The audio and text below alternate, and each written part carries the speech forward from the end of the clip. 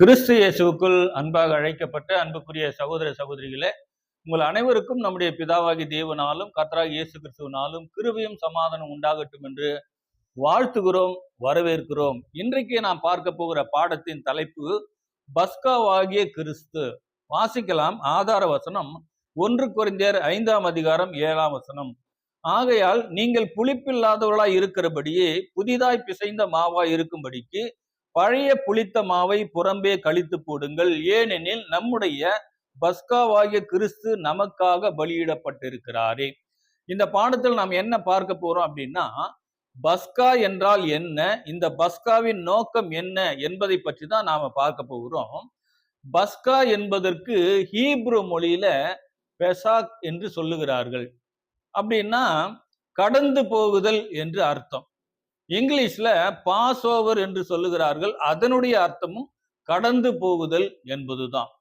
இப்போ இந்த பஸ்கா என்கிற இந்த வார்த்தைக்கு இந்த பெயர் கடந்து போகுதல் என்கிற பெயர் எப்படி பொருந்தும் அப்படின்னு தெரியல. ஏன்னா யாத்திராகமம் 12ஆம் அதிகாரம் 1-11 வரைக்கும் உள்ள வசனங்களை வாசிக்கும் போது தேவன் என்ன சொல்றார் அப்படின்னு சொல்லி நம்ம பார்க்கும்போது, கர்த்தர் எகிப்து தேசத்துல மோசேயும் ஆரோனையும் நோக்கி, இந்த மாதம் உங்களுக்கு பிரதானமான மாதம், இது வருஷத்தின் முதலாம் மாதம். நீங்கள் இஸ்ரவேல் சபையார் யாவரையும் நோக்கி இந்த மாதம் 10ஆம் தேதியில வீட்டு தலைவர்கள் வீட்டுக்கு ஒரு ஆட்டுக்குட்டியாக ஒவ்வொருவரும் ஒரு ஆட்டுக்குட்டியை தெரிந்து கொள்ள வேண்டும். ஒரு வீட்டில் இருக்கிறவர்கள் ஒரு ஆட்டுக்குட்டியை புசிப்பதற்கு போதுமான பேர்களா இராமல் போனால் அவனும் அவன் சமீபத்தில் இருக்கிற அவனுடைய அயல் வீட்டுக்காரனும் தங்களிடத்தில் உள்ள ஆத்துமாக்களின் இலக்கத்திற்கு தக்கதாக ஒரு ஆட்டுக்குட்டியை தெரிந்து கொள்ள வேண்டும்.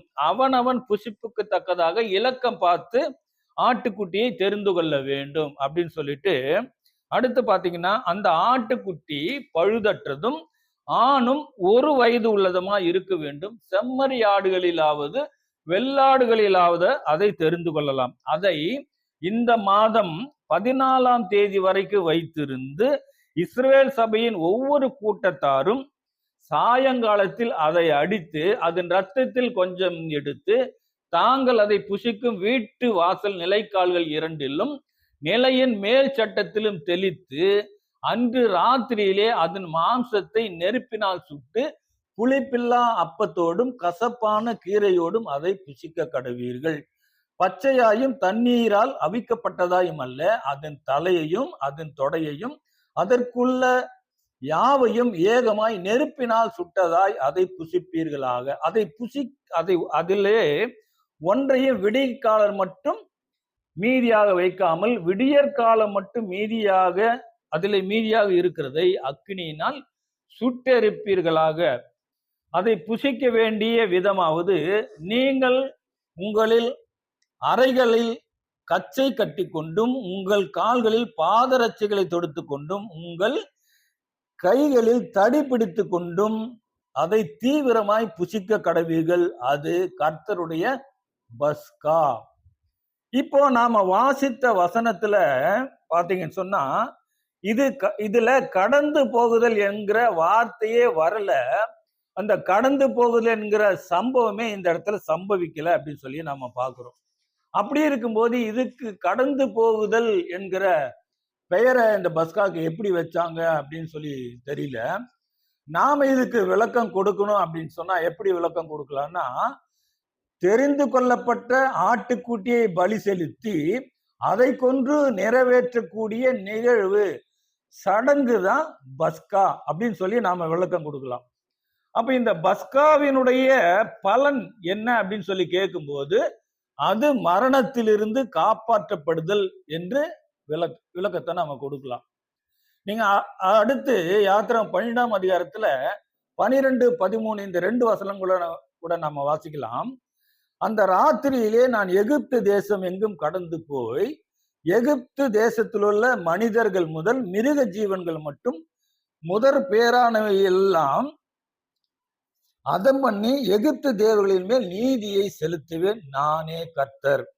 நீங்கள் இருக்கும் வீடுகளில் அந்த இரத்தம் உங்களுக்கு அடையாளமாய் இருக்கும். அந்த இரத்தத்தை நான் கண்டு உங்களை கடந்து போவேன். நான் எகிப்து தேசத்தை அழிக்கும் வாதை உங்களுக்குள்ளே வராதிருக்கும். இப்போ நாம் வாசித்த இந்த 2 வசனத்துல 2 விஷயங்கள் உள்ளே வருது. ஒன்று என்னன்னா, கடந்து போகுதல் என்கிற ஒரு சம்பவம் வருது. இன்னொன்னு காப்பாற்றப்படுதல் அப்படிங்கிற ஒரு விஷயமும் உள்ள வருது. இந்த வாசித்த இந்த 2 வசனத்துல. இப்போ 1ஆம் இந்த 12ஆம் அதிகாரத்துல 1ல இருந்து 13 வரைக்கும் உள்ள வசனங்களை நம்ம வாசிக்கும் போது பாத்தீங்கன்னா, அதுல 3 விஷயங்கள் உள்ள வருது பாக்குறோம். ஒன்று தெரிந்து கொள்ளப்பட்ட ஆட்டுக்குட்டி, 2வது கடந்து போகுதல், 3வது காப்பாற்றப்படுதல். இந்த 3 விஷயங்களும் 1வது வசனத்திலிருந்து 13 வசனம் வரைக்கும் உள்ள வாசிக்கும் போது இந்த 3 விஷயங்களும் உள்ள வருது. அப்போ இந்த 3 விஷயங்களில், அதாவது 3 பெயர்களும் இந்த பஸ்காவுக்கு பொருந்தக்கூடியதாக இருக்குது. ஆனால் இந்த கடந்து போகுதல் என்கிற வார்த்தையை தான் இந்த இடத்துல தேர்ந்தெடுத்திருக்கிறார்கள் அப்படின்னு சொல்லி நம்ம பார்க்கிறோம். இந்த பஸ்கா என்பதற்கு தெரிந்து கொள்ளப்பட்ட ஆட்டுக்குட்டி, கடந்து போகுதல், அப்புறம் காப்பாற்றப்படுதல், இந்த 3 பெயர்களும் பொருந்தக்கூடியதாக தான் இருக்கு. ஆனாலும் இந்த கடந்து போகுதல்ங்கிற வார்த்தை தான் இந்த இடத்துல பஸ்காவுக்கு தேர்ந்தெடுத்திருக்கிறார்கள் அப்படிங்கிறத நாம பார்க்கிறோம். இங்க ஒரு விஷயத்தை நாம நல்லா கவனிக்கணும். அது என்னன்னா, இந்த பஸ்காவின் கதாநாயகனே தெரிந்து கொள்ளப்பட்ட ஆட்டுக்குட்டி தான். இந்த பஸ்காவின் கதாநாயகனே தெரிந்து கொள்ளப்பட்ட ஆட்டுக்குட்டி தான் என்பதை நாம நினைவில் கொள்ள வேண்டும். அதாவது அது நிழலில் சொல்லப்பட்டிருந்தாலும் பொருளில் சொல்லப்பட்டிருந்தாலும் இந்த பஸ்காவின் கதாநாயகனே தெரிந்து கொள்ளப்பட்ட ஆட்டுக்குட்டி தான் என்பதை நாம நினைவில் வைத்துக் கொள்ள வேண்டும். அதை நாம புரிஞ்சு கொள்ள வேண்டும். இப்போ அடுத்து இந்த பஸ்காவின் நோக்கம் என்ன அப்படின்னு சொல்லி நம்ம பார்த்துடலாம். இந்த பஸ்காவின் நோக்கத்தை நாம சரிவர புரிந்து கொள்ளாததுனாலதான் பாத்தீங்கன்னு சொன்னா, இன்னும் இந்த சபை அப்படிங்கிற சொல்லுகிற இந்த சபை வாய்ப்பு இன்னும் என்ன ஆகலைன்னா நிறைவடையாமலே இருக்கு. இந்த பஸ்காவை குறித்து பஸ்காவின் நோக்கத்தை நாம சரிவர புரிந்து கொள்ளாததுனாலதான் இந்த சபைங்கிற வாய்ப்பு இன்னும் நிறைவடையாமலே இருக்கு. அது மட்டும் இல்ல, தேவனுடைய ராஜ்யமும் கண்ணுக்கு தெரிகிற மாதிரி என்ன பண்ணல, இன்னும் வரல. அப்படிங்கும்போது ஏன் அப்படின்னா, இந்த பஸ்காவின் நோக்கத்தை நாம் சரியாக என்ன பண்ணல, அறிந்து கொள்ளல, அதுக்கேற்றபடி நாம செயல்படுத்தல அப்படிங்கிறத நாம இங்க மறந்துடக்கூடாது. சரி, இந்த பஸ்காவுடைய நோக்கம் என்ன அப்படின்னு சொல்லி நாம பார்க்கலாம். பாருங்க, யாத்திராகம் 12ஆம் அதிகாரம் 13ஆம் வசனத்துல, நீங்கள் இருக்கும் வீடுகளில் அந்த இரத்தம் உங்களுக்கு அடையாளமாக இருக்கும். அந்த இரத்தத்தை நான் கண்டு உங்களை கடந்து போவேன். நான் எகிப்து தேசத்தை அழிக்கும் வாதை உங்களுக்குள்ளே வராதிருக்கும். அப்படி இந்த வசனத்தின்படி பார்க்கும்போது மரணத்திலிருந்து காப்பாற்றப்படுதலே இந்த பஸ்காவின் முதலாவது நோக்கம் அப்படிங்கிறத நாம இங்க கவனிக்கணும். 2வது நோக்கம் என்னன்னு சொல்லி பார்க்கும்போது, எகிப்தின் அடிமைத்தனத்திலிருந்து இந்த இஸ்ரேல் ஜனங்களை விடுதலை ஆக்குவதுதான் இந்த பஸ்காவின் 2வது நோக்கம். 3வது என்னன்னு சொல்லி பார்த்தீங்கன்னா, தேவ நீதியை நிறைவேற்றுவது. தேவ நீதியை நிறைவேற்றுவதுன்னா என்ன அர்த்தம் அப்படின்னு சொல்லி நாம பார்க்கும்போது, அவர் இந்த பஸ்காவின் நியமத்தை நித்திய காலமாக நீங்க செய்யணும் அப்படின்னு சொல்லிட்டாரு. அதாவது வருஷா வருஷம் நீங்க இதை அனுசரிக்கணும் அப்படின்ட்டு ஒரு கட்டளையா கொடுத்துட்டாரு. ஆகையினால தேவன் இதை சொல்லிட்டாரு, கட்டளையா கொடுத்துட்டாரு. அப்படிங்கறதுனால வருஷா வருஷம் தொடர்ந்து என்ன பண்றாங்க, அது அனுசரிக்கிறார்கள். அப்போ இது தேவ நீதியை நிறைவேற்றக்கூடிய ஒரு விஷயம். அப்போ இந்த மூன்று காரியங்கள் தான் மாம்ச இஸ்ரவேலரை பொறுத்த வரைக்கும் இந்த அவர்களுக்கு தெரிந்த இந்த பஸ்காவின் நோக்கம். அவங்களுக்கு தெரிந்த பஸ்காவின் நோக்கம் இதுதான். ஒன்று என்னது, மரணத்திலிருந்து காப்பாற்றப்படுதல். 2வது எகிப்தின் அடிமைத்தனத்திலிருந்து விடுதலையானதை நினைவு கூறுது. 3வது தேவ நீதியை நிறைவேற்றுவது. இதுதான் மாம்ச இஸ்ரவேலருக்கு தெரிந்த பஸ்காவின் நோக்கம். இதை குறித்து எபிரேயர் 9ஆம் அதிகாரம் 10ஆம் வசனம் என்ன சொல்லுது அப்படின்னா, இவைகள் சீர்திருத்தல் உண்டாகும் காலம் வரைக்கும் நடந்தேறும்படி கட்டளையிடப்பட்ட போஜன பானங்களும் பலவித ஸ்நானங்களும் சரீரத்துக்கேற்ற சடங்குகளே அல்லாமல் வேறல்ல அப்படின்னு இந்த வசனம் சொல்லுது. அப்போ இந்த பஸ்காவின் நியமத்தை மாம்ச இஸ்ரவேலர்கள் இந்த சரீரத்துக்கு ஏற்ற சடங்காகவே அனுசரித்து வந்தார்களே ஒழிய இந்த பஸ்காவினுடைய ஆவிக்குரிய அர்த்தம் என்ன என்பதை அவங்க அறிந்து என்ன பண்ணல, செயல்படவில்லை. அப்படி என்பதை நாம வாசித்த வசனங்கள் உறுதிப்படுத்துகிறத நாம பார்க்க முடியும். மத்தேயு 15ஆம் அதிகாரம் 6ஆம் வசனத்திலும் கூட நம்முடைய ஆண்டவராக இயேசு கிறிஸ்து என்ன சொல்றாருன்னா, உங்கள் பாரம்பரியத்தினாலே தேவனுடைய கற்பனையை அவமாக்கி வருகிறீர்கள் அப்படின்னு சொல்லி நம்முடைய ஆண்டவராக இயேசு கிறிஸ்து அந்த இடத்துல சொல்றத நாம பார்க்க முடியும். அப்ப இதன் மூலம் மாம்ச இஸ்ரவேலருக்கு இந்த பஸ்காவின் ஆவிக்குரிய அர்த்தம் என்ன பண்ணாதுன்னா அவங்களுக்கு தெரியாது அப்படிங்கிறது ரொம்ப தெளிவா தெரியுது அப்படின்னு சொல்லி பார்க்கிறோம். அப்போ நாம வாசித்த இந்த ஆதார வசனத்துல என்ன வாசித்தோம்னா, பஸ்காவாகிய கிறிஸ்து நமக்காக பலியிடப்பட்டிருக்கிறாரே அப்படின்னு சொல்லி நாம வாசித்தோம். அப்ப பழைய உடன்படிக்கையில பஸ்கா பலி என்பது புதிய உடன்படிக்கையில கிறிஸ்துவின் பலியாக அது மாற்றப்பட்டு இருக்கிறது என்பது இந்த வசனத்தின் மூலமாக உறுதியாகிறத நாம பார்க்கிறோம். மாம்ச இஸ்ரவேலர்கள் ஒரு ஆட்டுக்குட்டியை அடித்து அதனுடைய மாம்சத்தை என்ன பண்ணாங்க, நெருப்பினால் சுட்டு அவர்கள் அதை புசித்தார்கள். இப்ப புறஜாதிகளாகிய நாம, ஆவிக்குரிய இஸ்ரவேலராகிய நாம இந்த கிறிஸ்துவின் பலிய நாம் எப்படி அனுசரிக்கிறோம் அப்படின்னு சொல்லி பார்க்கும்போது, கிறிஸ்துவின் சரீரத்துக்கு அடையாளமாக அப்பத்தையும் அவருடைய ரத்தத்துக்கு அடையாளமாக திராட்சை ரசத்தையும் நாம் என்ன செய்யறோம்னா பானம் பண்ணுகிறோம். அவங்க மாம்ச இஸ்ரவேலர் என்ன செய்தாங்க அப்படின்னா, ஒரு ஆட்டுக்குட்டி என்ன பண்ணாங்க, ஆட்டுக்குட்டியை அடித்து நெருப்பினால் சுட்டு அதை புசித்தாங்க. இப்ப புறஜாதிகளாகி ஆவிக்குரிய இஸ்ரவேலர் நாம் என்ன பண்றோம்னா, கிறிஸ்துவின் சரீரத்துக்கு அடையாளமாக அப்பத்தையும் அவருடைய ரத்தத்துக்கு அடையாளமாக திராட்சை ரசத்தையும் நாம் என்ன செய்யணும், நாம பானம் பண்ணி வருகிறோம். அப்படி பார்க்கும்போது அப்படி அனுசரிக்கிற இந்த நிகழ்வை அதாவது இந்த ராபோஜனம் என்கிற நிகழ்வை நாம எப்படி அனுசரிக்கிறோம்? இந்த மாம்ச இஸ்ரவேலரை போல நாம அனுசரிக்கிறோமா? அதாவது பாரம்பரிய நிகழ்வாக நாம் அனுசரிக்கிறோமா? அல்லது அதனுடைய ஆவிக்குரிய அர்த்தம் என்ன என்பதை அறிந்து நாம் அனுசரிக்கிறோமா அப்படிங்கிறது தான் இங்க நாம முக்கியமாக நாம் நிதானித்து அறிந்து கொள்ள வேண்டிய விஷயம். இப்போ கிறிஸ்துவனுடைய பலியின் நோக்கம் என்ன அப்படின்னு சொல்லி நாம பார்க்கலாம். கிறிஸ்துவனுடைய பலிக்கு கிறிஸ்து ஏன் பலியானார் அப்படின்னு சொல்வதற்கு பல காரணங்கள் எல்லாம் சொல்லலாம்.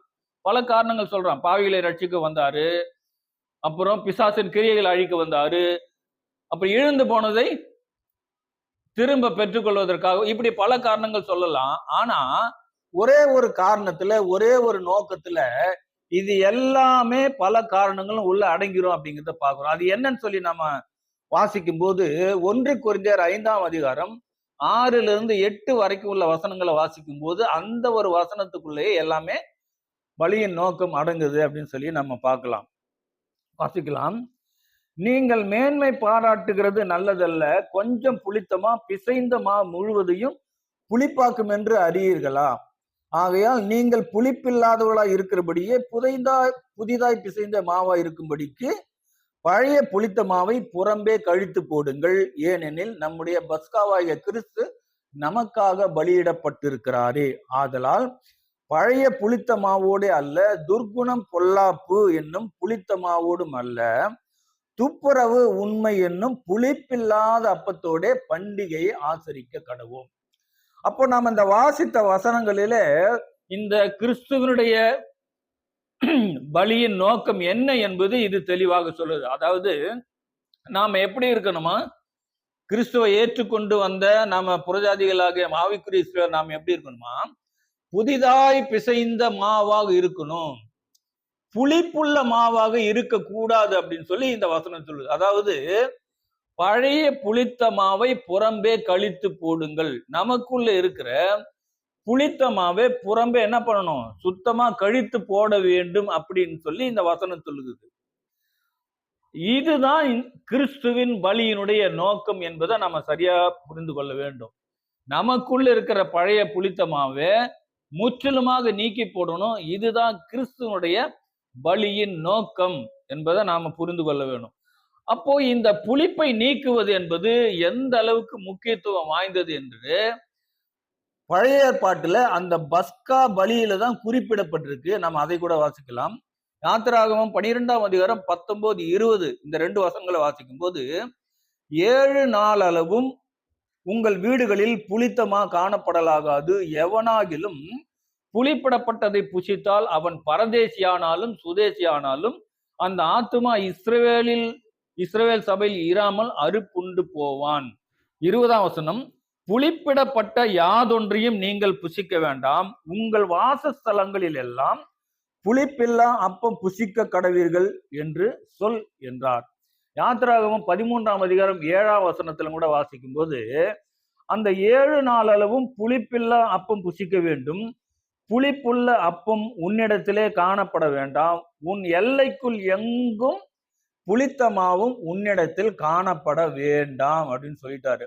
அப்போ இந்த வசனத்தின் மூலம் இந்த புளிப்பை நீக்குவது எந்த அளவுக்கு முக்கியத்துவம் வாய்ந்தது என்பதை இந்த வசனங்கள் எல்லாமே வெளிப்படுத்துகிறத நாம பார்க்க முடியும்.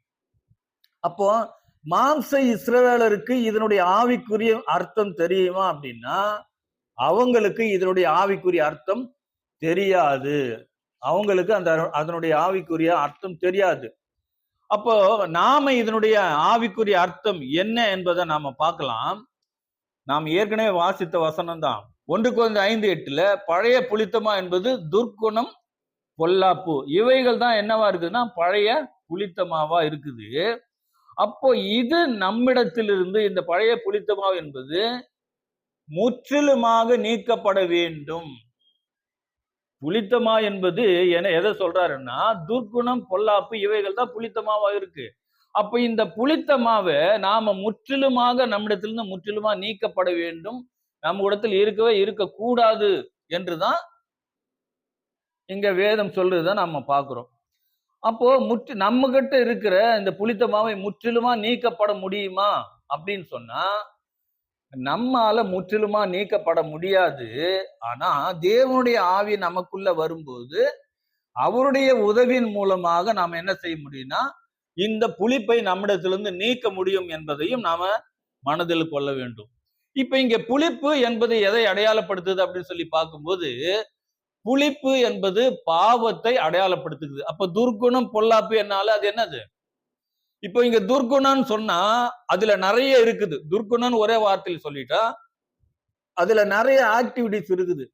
அது எல்லாமே ஒரே வார்த்தையில துர்க்குணம்னு சொல்லியாச்சு. அப்ப துர்க்குணத்துக்குள்ள நிறைய விஷயங்கள் இருக்கு. பொல்லாப்புன்னு சொன்னாலும் அதுல நிறைய விஷயங்கள் இருக்கு. இப்ப இது 2 விஷயத்துக்குள்ளே அடக்கியாச்சு. அப்ப இந்த துர்க்குணம், பொல்லாப்பு என்னன்னா இது பாவம், பாவத்தை அது அடையாளப்படுத்துகிறது. அப்ப இங்க புளிப்பு என்பது எதை அடையாளப்படுத்துது அப்படின்னா புளிப்பு என்பது பாவத்தை அடையாளப்படுத்துகிறது. அது மட்டுமில்ல, புளிப்பு என்பது தவறான உபதேசத்துக்கும் அடையாளமாக வேதத்துல சொல்லப்பட்டிருக்கு. இப்போ இந்த புளிப்பு என்கிற பாவம் நமக்குள்ள எப்படி வருது? புளிப்பு என்பது பாவத்துக்கு அடையாளமாக சொல்லப்பட்டிருக்கு. அடுத்து இந்த புளிப்பு என்பது தவறான உபதேசத்துக்கும் அடையாளமாக சொல்லப்பட்டிருக்குன்னு பார்த்தோம்.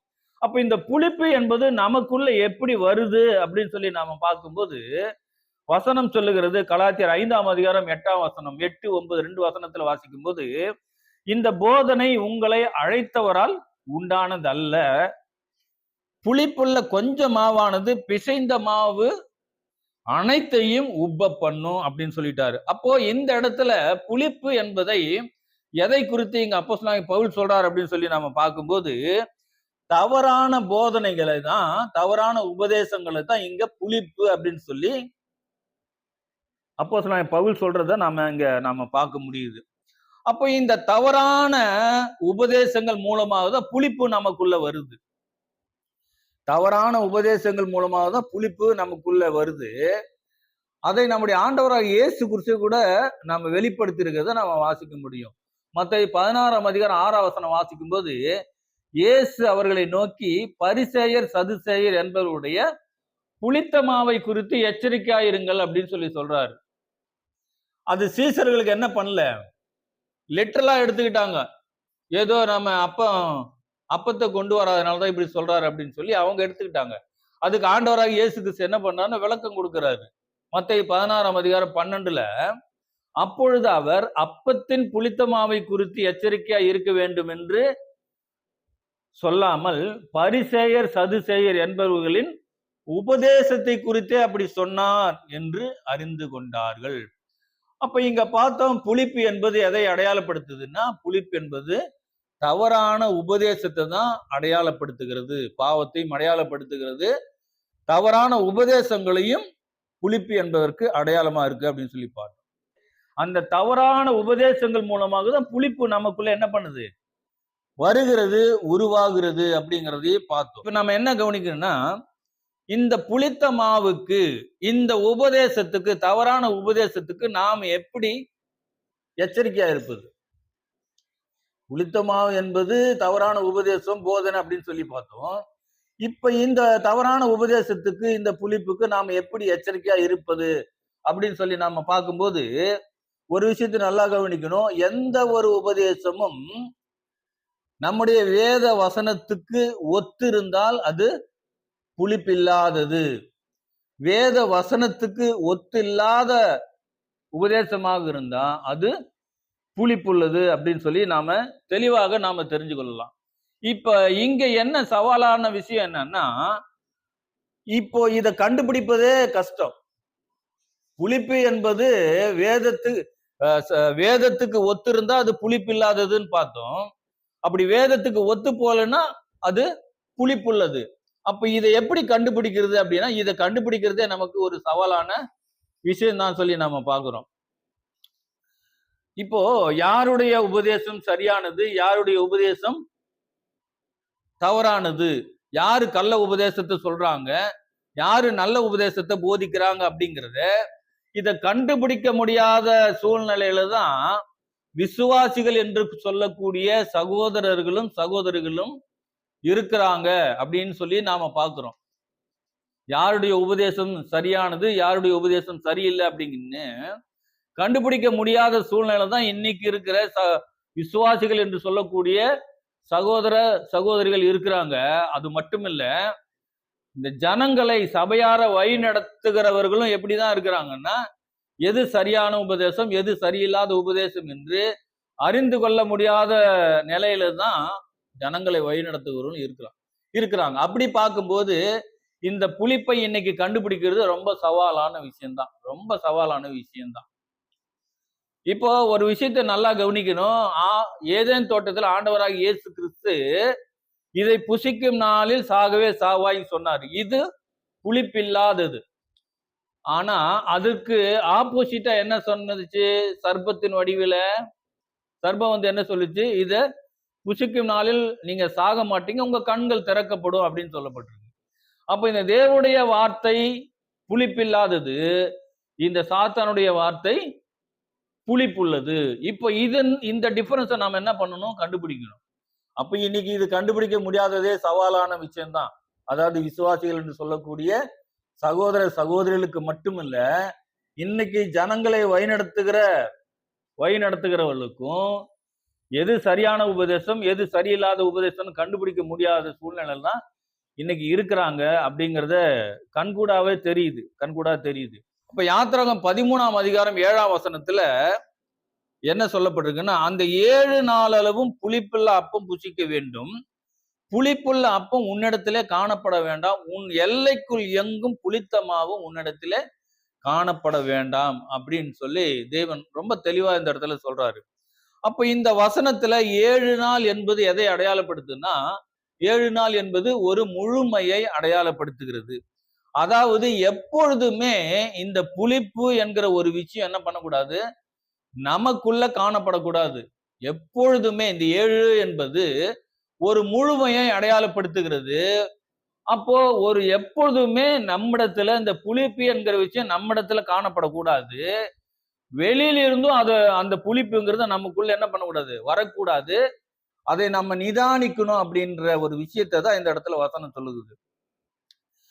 அது மட்டுமல்ல, என்ன சொல்லிட்டாருன்னா, உன் எல்லைக்குள் எங்கும் புளிப்பு காணப்பட வேண்டாம் அப்படின்னு சொல்லிட்டார். எல்லைக்குள் எங்கும் அப்படின்னா இதை நாம எப்படி புரிஞ்சுக்கலாம் அப்படின்னு சொல்லும் போது, நாம பல இடத்துக்கு போறோம், பல பேரை பார்க்கிறோம். அப்படி போகும்போது பல பேரை பார்க்கும்போது அநேகர் மூலமாக என்ன வரலாம்னா தவறான உபதேசங்கள், தவறான காரியங்கள், இந்த பாவமும் இந்த உபதேசங்களும் நமக்குள்ள வருவதற்கு என்ன இருக்குன்னா வாய்ப்பு இருக்கு. அநேகர் மூலமா வருவதற்கு வாய்ப்பு இருக்குது.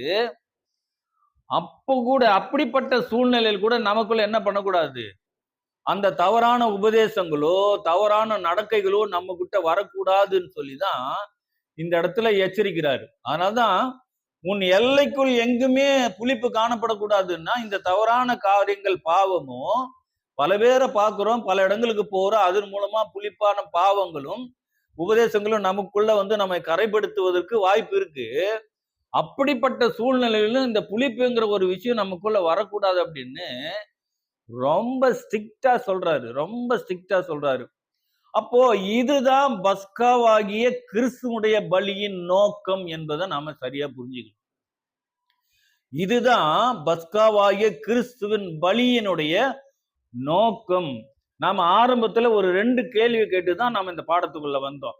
பஸ்கா அப்படின்னா என்ன, இந்த பஸ்காவின் நோக்கம் என்ன அப்படின்னு சொல்லி வந்தோம். ஏன்னா இந்த பஸ்காவின் நோக்கத்தை சரிவர நாம புரிந்து கொள்ள முடியாததுனாலதான் நம்முடைய செயல் என்ன பண்ண முடியல, கிரியையில கொண்டு வர முடியல. ஆகையினால இன்னைக்கு வரைக்கும் அந்த சபை வாய்ப்புங்கிறது நிறைவடையாமல இருக்கு. அது மட்டுமல்ல, தேவனுடைய ராஜ்யமும் கண்ணுக்கு தெரியும்படி என்ன பண்ணலன்னா இன்னும் வரலன்னா இந்த கிறிஸ்துவனுடைய பலியின் நோக்கத்தை நாம சரியாக புரிந்து கொள்ளல, அதனால நாம செயல்படுத்த முடியல. அப்ப கிறிஸ்துவனுடைய பலியின் நோக்கம் என்ன அப்படின்னு சொல்லி பார்க்கும்போது நமக்குள்ள இருக்கிற புளிப்பை முற்றிலுமாக நீக்க வேண்டும் என்பதுதான் இந்த கிறிஸ்துவனுடைய பலியின் நோக்கம் என்பதை நாம புரிந்து கொள்ள வேண்டும். இதை நாம மனதில் நிறுத்தணும், அடுத்தது செயலில கொண்டு வரணும் அப்படிங்கிறது நாம புரிந்து கொள்ள வேண்டும். ஆனா இது முடிகிறதா அப்படின்னா, இந்த புளிப்பை நீக்குவது முடியுமா அப்படின்னா அது என்ன பண்ணல, முற்றிலுமாக நீக்க முடியல, நாம் அதை முழுமையாக நிறைவேற்ற முடியல அப்படின்னு சொல்லி நாம பார்த்தோம்.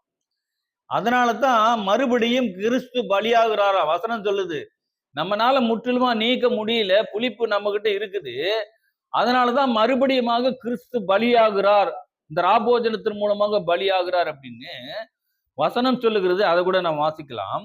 எபிரேயர் 10ஆம் அதிகாரம் 1-3 வசனங்களை வாசிக்கலாம். இப்படி இருக்க நியாய பிரமாணமானது வரப்போகிற நன்மைகளின் பொருளாயிராமல் அவைகளின் நிழலாய் மாத்திரம் இருக்கிறபடியால் வருஷந்தோறும் இடைவிடாமல் செலுத்தப்பட்டு வருகிற ஒரே விதமான பலிகளினாலே அவைகளை செலுத்த வருகிறவர்களை ஒரு காலம் பூரணப்படுத்த மாட்டாது. பூரணப்படுத்துமானால் ஆராதனை செய்கிறவர்கள் ஒரு தரம் சுத்தமாக்கப்பட்ட பின்பு இன்னும் பாவங்கள் உண்டு என்று உணர்த்தும் மனசாட்சி அவர்களுக்கு இல்லாதிருப்பதனால் அந்த பலிகளை செலுத்துகிறது நிறுத்தப்படும் அல்லவா. அப்படி நிறுத்தப்படாதபடியால் பாவங்கள் உண்டென்று அவைகளினாலே வருஷந்தோறும் நினைவு கூறுதல் உண்டாயிருக்கிறது. அப்ப இந்த வசனம் பாருங்க எவ்வளவு தெளிவா சொல்லப்பட்டிருக்கு. அப்போ அவங்க வருஷம் எதற்காக நிழலான ஆட்டுக்குட்டியை பலி செலுத்துனாங்கன்னா, பாவம் இன்னும் நம்ம கிட்ட என்ன பண்ணிருக்கு, பாவம் இருக்கு அப்படிங்கிறத அதை வெளிப்படுத்துறதுக்காகவே அவங்க என்ன பண்றாங்க, வருஷம் பலி செலுத்துறாங்க. ஒரு வருஷம் பலி செலுத்துறாங்க, அப்ப பாவம் போயிடுச்சா அப்படின்னா பாவம் போகல. அதனாலதான் மறு வருஷம் என்ன பண்றாங்க, பலி செலுத்துறாங்க. அப்ப ஒவ்வொரு வருஷமும் அந்த பலி செலுத்துறாங்கன்னா என்ன அர்த்தம் அப்படின்னா, பாவம் நமக்குள்ள இருந்து முற்றிலுமா போகல, அந்த பாவத்தை நீக்குறதுக்காக தான் மறுபடியும் பலி செலுத்தப்படுகிறது வருஷம் அப்படின்னு சொல்லி இந்த வசனங்கள் சொல்லுகிறத நாம பார்க்க முடியும். அப்போ இன்றைக்கு இந்த புறஜாதிகள் ஆகிய ஆவிக்குரிய இஸ்ரவேலர் ஆகிய நாம இந்த கிறிஸ்துவின் பலிய, இந்த ராபோஜனத்தை நாம அனுசரிக்கிறவங்க எப்படி அனுசரிக்கிறோம்னா, நாமளும் வருடம் என்ன பண்றோம், வருடம் அனுசரிக்கிறவங்க இருக்காங்க, மாசமும் இதை ராபோஜனத்தை அனுசரிக்கிறவங்க இருக்கிறாங்க. அப்போ இதனுடைய அர்த்தம் என்னன்னா, அங்க சொல்லப்பட்ட அதே கான்செப்ட் தான். அங்கேயும் அவளுக்கு பாவம் போகல, பாவம் இன்னும் இருக்கு அப்படிங்கிறத வெளிப்படையாக காண்பிக்கிறதுக்காக தான் அங்க வருஷம் பலி செலுத்துது. அப்ப இங்கேயும் அது தொடர்ந்து நம்ம அது ராபோஜனத்தை அதை நம்ம செய்து கொண்டு வருகிறோம்னா இன்னும் நம்மிடத்துல என்ன போகல, பாவம் போல நமக்குள்ள பாவம் இருக்குது என்பதை வெளிப்படையாக சொல்வதற்காக தான் இந்த பலியும் செலுத்தப்பட்டு வருகிறது. நாமும் ராபோஜனத்தை அனுசரிக்கிறோம். இப்ப இந்த இடத்துல நாம என்ன விஷயத்தை கண்டுபிடிக்கணும்னா, அங்கே அவங்க நிழல்ல ஆட்டுக்குட்டியை பலி செலுத்த வந்தாங்க. ஏன்னா அவங்க கிட்ட பாவம் இன்னும் இருக்கு, பாவம் போல. அப்ப இங்கேயும் என்ன பண்றோம், ராபோஜனம் என்கிற அந்த கிறிஸ்துவின் பலிய அப்பத்தின் மூலமாக திராட்சை ரசத்தின் மூலமாகவும் நாம அனுசரித்து வருகிறோம் அப்படின்னு சொல்லும் போது, இங்க வருஷா வருஷம் சில பேர் அனுசரிக்கிறாங்க, மாசம் மாசம் சில பேர் அனுசரிக்கிறாங்க. அப்படி அனுசரிக்கும் போது அதனுடைய அர்த்தம் என்ன, இன்னும் நம்ம கிட்ட அந்த புளிப்புங்கிற பாவமும் இருக்கு, அது இன்னும் நீக்கப்படலை என்பதை இது வெளிப்படுத்துகிறது, வெளிப்படுத்தி காண்பிக்கிறது என்பது இதனுடைய அர்த்தம் அப்படின்னு வசனம் சொல்லிருச்சு. அப்ப இங்க பார்க்கும்போது இந்த இடத்துல இந்த ஒரு விஷயத்துல நிழலும் பொருளும் இது தொடர்ந்து வந்துட்டே இருக்கிறத நாம பார்க்க முடியுது.